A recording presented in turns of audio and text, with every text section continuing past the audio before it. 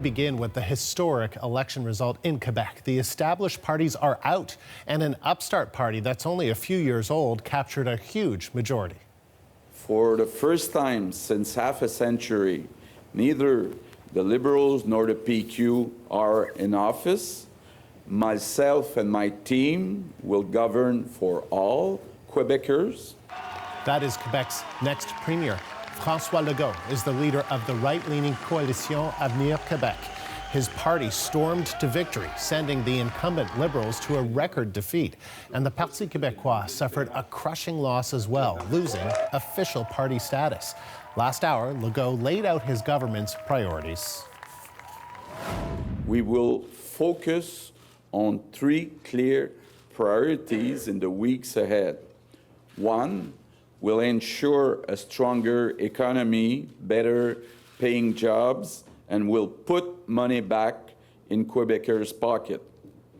Second, we will improve our education system. And three, we will provide better health services. And I want to assure the rest of Canada of my will to build a stronger Quebec within Canada in a win-win relationship.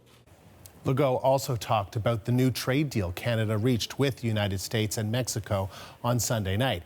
He expressed concern for Quebec's dairy industry now that Canada will be giving American farmers more access to that sector.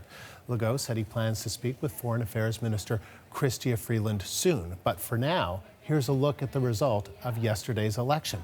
The CAQ won 74 seats, capturing ridings in almost every part of the province. The Liberals were reduced to just 32 seats.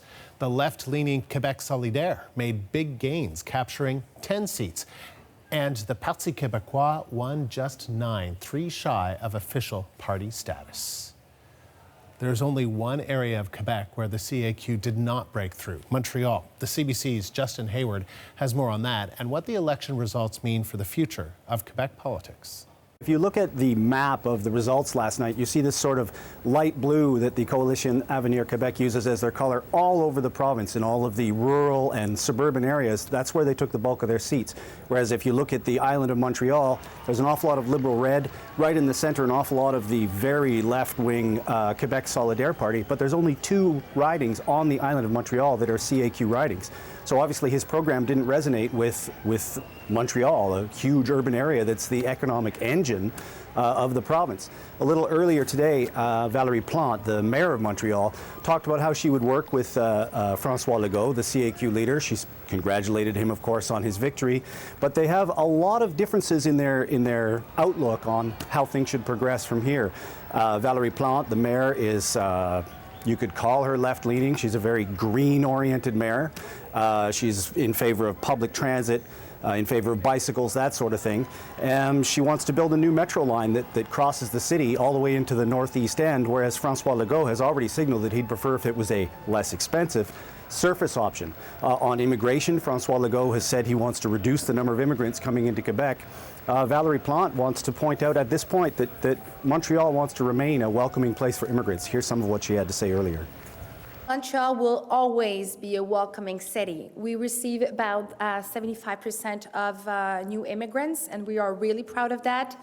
And we do everything we can as a city to make them feel welcome. We have a Bureau des Nouveaux Arrivants, which is unique, and it's something I've been talking to other cities in the province to say, maybe we can share some of our expertise on how to make sure that newcomers feel welcome and they can fully participate in society. It's really a sea change in the way Quebec is going to be governed. I mean, as you've said, those were historic since the 60s. Those 2 parties have been the only parties that have held power. And now we don't even have a Parti québécois seat on the island of Montreal. That's totally unheard of. They don't even have official party status. So what we'll be watching for now is who sort of takes up that left-of-center, left-wing mantle of Quebec sovereignty, and some people are already looking toward Quebec Solidaire to do it.